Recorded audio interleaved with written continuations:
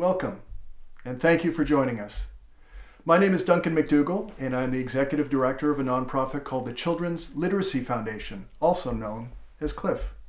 For the past 22 years, CLiF has been inspiring low-income, at-risk, and rural young readers and writers in every inch of New Hampshire and Vermont. We have 68 professional presenters, authors, illustrators, poets, storytellers, graphic novelists. They're fantastic people, inspiring presenters who live in New Hampshire and Vermont, and we send them out all over the two states to work with kids and get them excited about reading and writing. In an average year, we have about 1,000 events across the two states, and we give away more than $750,000 worth of brand new books to the kids who need them the most. But this, as you know, is not an average year.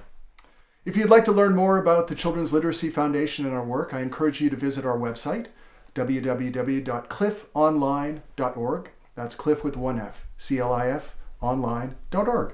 So, I'm so glad you're here tonight because we're going to talk about sharing books with kids. One of the most powerful, one of the most satisfying, one of the most important things that we can do. And hopefully I'm talking to lots of mothers and fathers, aunts and uncles, and other interested adults who love the kids in their lives and want to help them and have a great time with them. And this is one of the best ways to do it. I'm also speaking right now with hundreds and hundreds of mothers and fathers and aunts and uncles who are incarcerated in New Hampshire and Vermont. As many of you know, CLiF spends a lot of time working in prisons all across the two states, and we're delighted to speak with those folks as well. So tonight, what are we going to do? We're going to spend about half an hour talking about the importance of sharing books with kids, different techniques that we can use to make it fun and easy, because it's not always the easiest thing to do. And I'm going to tell you a story. I'll show you, I'll model some of the techniques that can make sharing books with kids fun and easy. What were your favorite books when you were a kid? I can tell you my favorite book. My favorite book was Charlie and the Chocolate Factory. Did you read this? I love this book. I can still picture the day I read it, and I was just so hungry for chocolate after that. But there were so many awesome, beautiful books that are available for kids. I bet some of you read Clifford the Big Red Dog. Some of you read hundreds and hundreds of times Goodnight Moon to the kids in your life. And they probably asked for it again and again. Is it a bad thing when kids ask for the same book over and over? No. It means that they love that book. That's totally fine. Have you read Blueberries for Sal? Another classic. These are great, great books to share again and again. Let's see what else we have. Don't Let the Pigeon Drive the Bus. Unfortunately, there are not many buses to drive these days, but another great book that kids love. This is a book written and illustrated by one of our CLiF presenters. His name is Jason Chin, and he lives here in Vermont. And it's a beautiful book about coral reefs. Perhaps you have read, or kids in your life have asked you to read, Pete the Cat, a wonderful, really entertaining series, a cat with an attitude. Have you heard of Dr. Seuss? Of course you have. And some of these you probably read hundreds of times too, to the kids in your life. So those are the younger books. And then some of you may have come across books like these. They look like comic books. Maybe you loved comic books when you were a kid. These are something called graphic novels. And if you have any kids in your life who really aren't into reading, maybe wouldn't want to touch a book with a 10-foot pole, there are a lot of kids like that, you might want to turn them on to graphic novels. Basically, these are long-form comic books. And they're funny, scary, some are on history. You can read about the Titanic, you can read about the Civil War. This one happens to be a wonderful series called Lunch Lady. And graphic novels come in many forms. Now we have them on science. This is all about the science of sharks. What kid wouldn't want to read about the science of sharks? That sounds really cool. We have other books. Diary of a Wimpy Kid. Now you may be thinking, what kind of book is that? Well, it's a great book. And it's a great book because kids love to read it. And that's what we want them to do. The more kids read, the more they read, because it gets easier and easier. And the more they enjoy reading, the more they're likely to read. So if your child, and I remember when my son picked for the first time Diary of a Wimpy Kid, if he or she picks it up and wants to read it, please let them read it, because they're going to read it 30, 50 times, and this muscle is going to get stronger every single time. And we have other classics too. For example, you may remember Tale of Despero. Wonderful award-winning book. Also a book that was turned into a movie. And if you have some kids in your life who aren't into books, but they love movies, this is one thing you can do. You can encourage them to read a book on the movie that they've seen, or say, once you finish the book, we'll talk about it and then I'll take you to that movie. But that's one way to encourage kids to get into books too. Now, when you think about the books that you read as a kid, you think about adults in your life when you were a kid who read to you. Are those positive memories? I bet they are. Those are the kinds of memories that you and I are sharing and creating when we read books and stories with kids. Is it always easy to read to kids? Whenever you read to kids, are they always focused and attentive and interested? Probably not all the time, hopefully most of the time. But there are a lot of challenges in sharing books with kids, and that's what we're going to talk about tonight. Have you ever heard a child say, "This is boring, I don't want to do this"? Lots of kids do. What is the number one thing that we can do to make sure kids don't say that? Well, the number one thing is to think about, what's that child interested in, excited about? Every child's into something, and you just need to think about it. Think about if your child is into drawing and art, that's the kind of book you want to go to. If your child is into adventures, that's the kind of book you want to go to. So, number one thing is you want to think about, what is my child into? The child that I want to share books with, what are they excited about? And think about those kinds of books. The second thing you want to do is, whenever possible, let that child choose their own books. Because research shows that whenever kids get to choose what books they want to read, they are many, many more times likely to enjoy it and to continue reading. And lastly, the third and most important rule about sharing books with kids, make it fun. Make it fun. So, when is a good time to start reading with kids? The answer is never too early. I'm sure some of you might have read books to your partner or to yourself when you were pregnant, and kids in utero actually recognize voices they hear. So that's an amazing thing. So it's never too early. If you have a child in your life who's from birth to age 5, that's the critical window, because the child's brain is being developed then. So from birth to age 5, they're wiring their brain. Zillions of neurons are being created and connected. And whenever you share books and stories with kids, all of those connections are being made. And we'll talk about the impacts that you have in a second. Never too early. But it's also never too late. Do you have a child in your life who might not be into books? They might be 8, 9, 10, 12, 15. Never too late.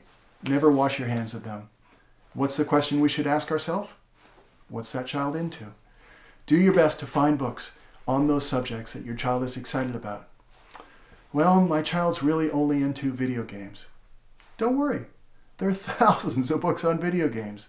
My kid's only into whatever it might be. There are thousands of books on all sorts of topics. And go talk to your librarian, and they're going to find books for you online. Of course, you can find them as well, or go to your local independent bookstore, which is an awesome place to go. So, what happens when you and I share books with kids? What happens to the kids? Well, first of all, you're connecting with them. You're bonding with them. You're telling them that you care about them, that you love them. And that's fantastic in and of itself. But you are also helping them develop better listening skills. Kids who are read to on a regular basis have longer attention spans, longer listening skills. How many parents would love their kids to have better listening skills? At this point, pretty much every parent on the planet is raising their hand. And it's a great thing to help kids develop. And again, if you've chosen books that your child is excited about, is interested in, you're going to see that attention span get longer and longer. Does that help them when the kids go to school? Absolutely. They can understand their teachers, they can focus on them. It helps them in life too. Language skills. This is a really important thing that a lot of people don't realize, is you could pick a simple book like Go Dog Go, or Curious George Visits the Library. And chances are there are going to be some words in that book that you and I don't use on a regular basis. Most adults use something called the basic lexicon. We have about 5,000 words. But in books, in children's books, all of them have different words that we just don't use on a regular basis. Long story short, you can double your child's vocabulary if you read books with them on a regular basis. That's pretty impressive.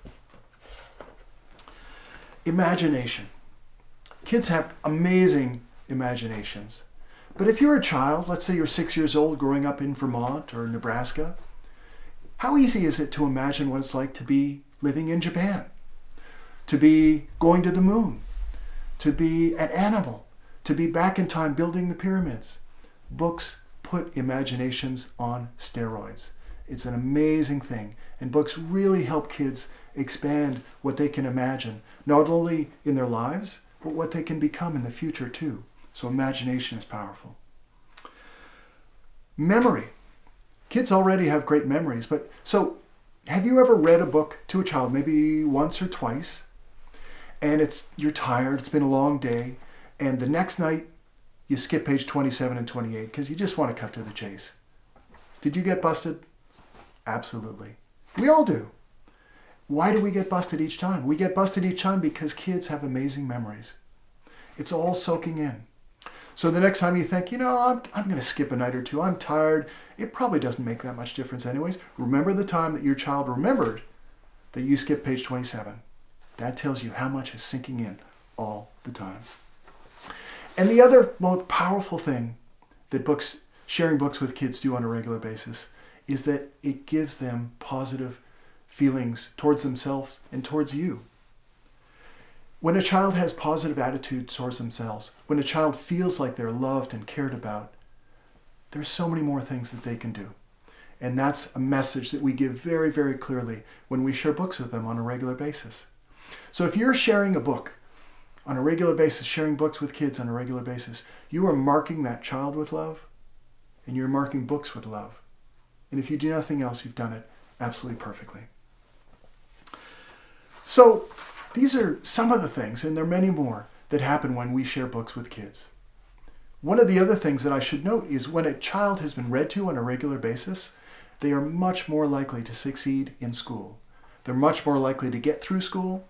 They're much more likely to have opportunities that they want to pursue after school. And that's pretty powerful because as parents, that's what we want.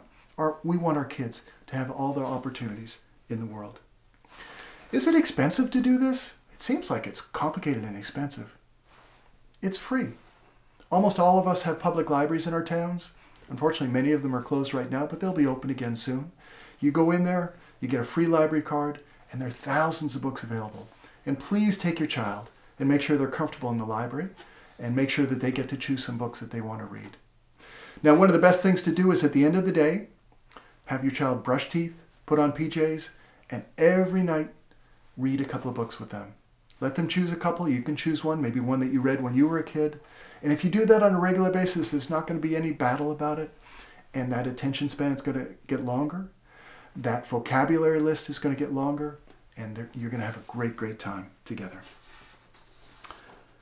So when you're sharing a book with a child, and I'm going to share a book with you in a second, you want to get close. You want to get close because the child needs to see the book, see the images, hear the words. It's a lot of processing that's going on for them. We can look at a book and see right away what's going on, but for younger kids, a lot of it is new to them. So you want to get close and go slowly. Take your time so that they can process the words. They can ask questions. You can have a conversation about it. And as always, let kids select books if they can, and make sure you're having fun. So, I'd like to tell you a story, just to give you an example of how you can share stories.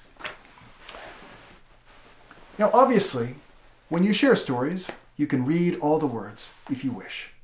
And that's a great way to share stories too. But I want to show you, particularly to folks who may not be confident readers or strong readers, that anyone can share a great story. And one thing I love to do is mix not only the reading of the words, but having a great time around a book too. So pay attention and see what kind of things I might do to make this book a little bit more fun and a little bit more fun experience for the child. All right, so I'm going to pretend you're a kid. Hope you don't mind. And let's hear a story. So this is one of my favorite books. It's called My Friend Rabbit. Let's see what happens. I think it's Rabbit's birthday. Why do you think it might be his birthday? Do you see anything? Looks like a birthday? That's right, the box. Do you see the red ribbon? Yeah, Rabbit is so excited. Are you excited on your birthday? What did you get last birthday? What was your favorite present? Really? That sounds cool. Well, Rabbit unwrapped his birthday present, and it's an airplane. That's right. And who's in the airplane? It's Mouse. So let's see what happens next.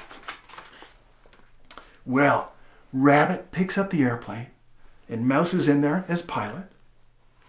And it says, "My friend Rabbit means well, but whatever he does, wherever he goes," and I'm pointing to these words because if it's a very young child, you want them to know where the words are coming from. So Rabbit picks up the airplane and he throws it so hard. What happens? That's right. Mouse falls out. Now, do you think this plane doesn't have a pilot now? Do you think it's going to fly straight or maybe all wiggly wobbly? Wiggly wobbly? How do we find out? That's right. Let's turn the page. Do you want to turn the page? Okay, here we go. Ooh, does that look straight or wiggly wobbly to you? Yeah, wiggly wobbly.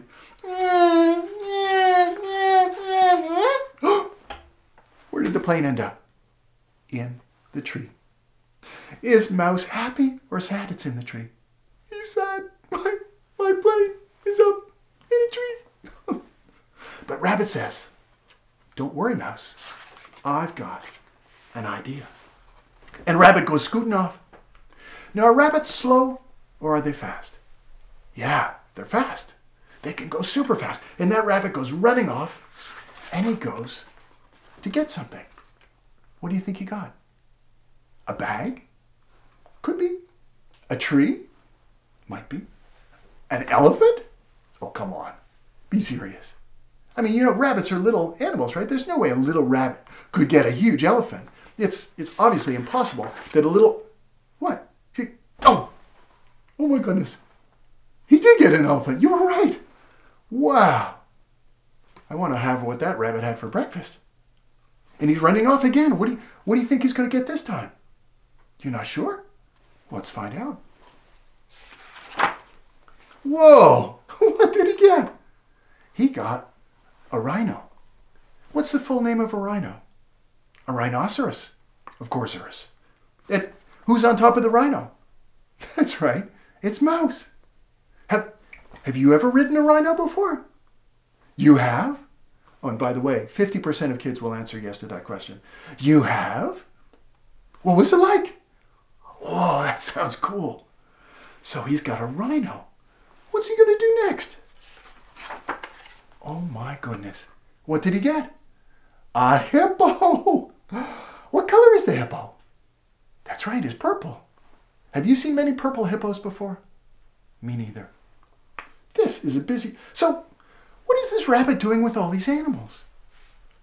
Oh, do you think he's making like a ladder? And he's going to climb them to get the airplane? That's a cool idea. Well, let's find out. How do we find out? We'll turn the page. Good idea. Here we go. Whoa! What did he get next? He got a deer. Oh, and by the way, what's this thing that grows on top of a deer's head? Antlers. Very good. And an alligator who's got like a hat. Is he wearing a hat on his head? No, he's wearing a squirrel. And then a bear and goose and little ducklings. Is that a duckling right there? No, that's Mouse. He snuck in. Wow, there's so many animals. We got to turn it this way. So he stacked them all up just like you said. And it says up here, the plane was just out of reach. Rabbit said, "Not to worry, Mouse. I've got another idea." And you're going to find out that every time Rabbit has an idea, trouble follows. So Rabbit held Squirrel, and Squirrel held Mouse. But then, what happened? That's right. You can see Rabbit's ears disappearing and Squirrel disappearing. Did anyone hang on? Yes. Mouse held on with both paws. And down below were the ducklings. And what were they saying? That's right. Watch out! Animals falling! Because out of the sky came all the animals. Oh, special question for you. Do you know the special name for the nose of an elephant? A trunk. Very good.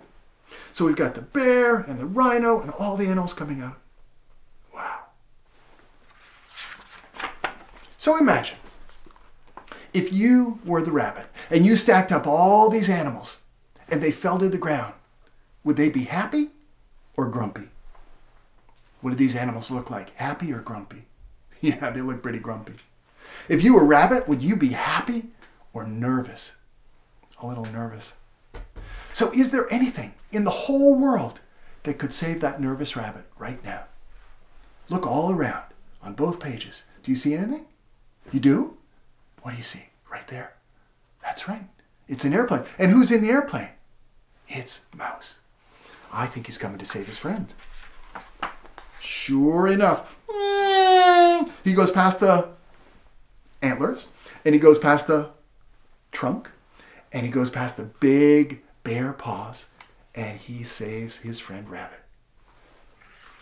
Now, if you were Rabbit and you'd been saved from all those grumpy animals, would you be happy? Yes, you would. Would you give your friend Mouse a big hug? I think you would. And that's what Rabbit did. But, unfortunately, he put his paws over Mouse's eyes. Now, can you put your paws over your eyes? Can you see how to fly an airplane when someone has paws over their eyes? No, you can't. And that's what happened. Watch out, Rabbit, I can't see. Oh, dear. Where do you think the plane's going to end up? In the tree. But, of course, Rabbit says, oh, don't worry, Mouse. I've got another idea. And don't forget, every time he says that, trouble follows. So a lovely book, a simple book. We could certainly have read every single word in that book and had a great time. And I encourage you to read all the words in a book if you'd like to. But I also encourage you to make it a conversation. So what kind of things did I do reading that book to make that fun? Well, first of all, I used voices. I didn't read in a flat voice. And if you're not used to that, you got to get over it. Kids love funny. They love goofy. You got to go big on the voices. What else did I do? I asked questions. I made it a conversation. What do you think's going to happen? What was your favorite birthday present? If you were the rabbit, would you feel nervous? Asking them questions, the elephant trunk and all of that. And you can connect it to their lives. Like I said, what was your favorite birthday present? All of a sudden, the book becomes real. Those are all fun things. You can point to things. You can ask them. We ask them to look for the airplane. It puts them in the book. It makes it a fun conversation. Now, there are plenty of books that have no words at all. And so you can't go wrong there. You can just make up any story. But I encourage you, especially for younger kids, make it fun. Make it a conversation. If you have older kids and you're reading an older chapter book together with them, talk about, something happens in the book and it reminds you of something that they experienced or something that you experienced. You can talk about that. So books are a great way to have a fun conversation, an interesting conversation, sometimes a deep conversation, especially with older kids. And you're going to really enjoy it, and they are too. Last question for you about that story. Was there anything I did that you couldn't do? No. So again, some people feel like, I'm not a strong storyteller. I'm not an experienced storyteller. I'm not a great reader. I'm going to leave it for teachers. That's why we pay taxes, and they're trained to do it. We should leave it for them. Well, it's not true. As adults in a child's life, parents, aunts, uncles, cousins, whatever it might be, we bring so much more to the experience. So when you come, you are the best storyteller in the world. You bring all of those with you, and the child is going to appreciate that. And as long as you're having a fun experience and choosing books that a child might be into, you're doing it fantastically, perfectly. So don't worry about whether you're a great storyteller or not. You can use the techniques that we talked about. So I encourage you to visit the Children's Literacy Foundation website. Again, it's clifonline.org, C-L-I-F online.org. And I encourage you because there are many, many ideas. If you click on resources, we have tons and tons of ideas of ways to inspire young readers and writers. And all these ideas are either low cost or completely free. And they're great ways to keep kids excited about reading and writing. If you'd like to support our work, obviously, love for you to go to our website and do that as well. But the most important thing is to keep reading with kids. This is one of the most fun, enjoyable, powerful things we can do. One thing I tell parents, and I work with parents a lot, encouraging them and helping them to read with kids, is as long as a child is safe and healthy and loved, there's just about nothing else that has a greater positive impact on a child's future happiness and success than reading with them. And every time you read a book with a child, somewhere in the world, doors are being opened. Books are like keys. And if you keep opening them, you're going to keep opening doors for children too in your life. So we all care about the children in our lives. And this is one of the most enjoyable things that we can do. If you read books on a regular basis with a child in your life that you care about, when we're old and the children are older and become adults themselves, this is one of the things that they will remember. That they will remember that you shared that with them. And they're going to remember that you did it in a fun way. That you thought about books that they might like, books that they would be into, and you had discussions about those books with them. And it's something that's going to stick with them for the rest of their lives. And chances are doors have been opened because you did this on a regular basis. So again, make sure your child gets a library card and is comfortable going into libraries. Make sure you read with them on a regular basis, hopefully every night, especially when they're younger. Birth to age 5 is a critical window. And make sure you're having fun. So I encourage you to visit our website. We're going to be doing other presentations now that we're in a situation where we can't send our wonderful presenters out to work with kids. We're going to do that electronically. So visit our website and our Facebook page to see when those presentations are going to come up. But all of these beautiful books, Cat in the Hat, books about rivers, Curious George, you probably read those when you were young. Books about science, my goodness. What child wouldn't like to read about first book of science, astronauts, dinosaurs? We have some Dr. Seuss, wonderful books. Winter, snow, books about butterflies, books about animals and their natural lives. If you live in Vermont, New Hampshire, you probably read about Snowflake Bentley. We have Jabbar Jumps, one of my favorite new books lately.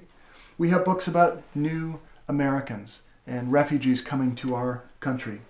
That's another thing that books do with kids, is they expose them to so many facets of life, so many different peoples, especially in New Hampshire and Vermont, where we're a pretty homogeneous society. Sharing books with kids can open up so many doors and introduce them to so many cultures and so many different peoples. That's a fantastic thing to do as well. So, enjoy the world of books. Enjoy the world of storytelling. You're going to be great. Doesn't matter how great a writer, how great a reader you are. You're going to do a wonderful job. And the kids in your lives are going to thank you for it, and they're going to be better for it. So, anytime you have any questions, feel free to contact the Children's Literacy Foundation. You can go to our website for more information. If you'd like to support us, that'd be great too. But thanks for joining us this evening. I hope you have a great time. Be safe, and we hope you'll join us soon.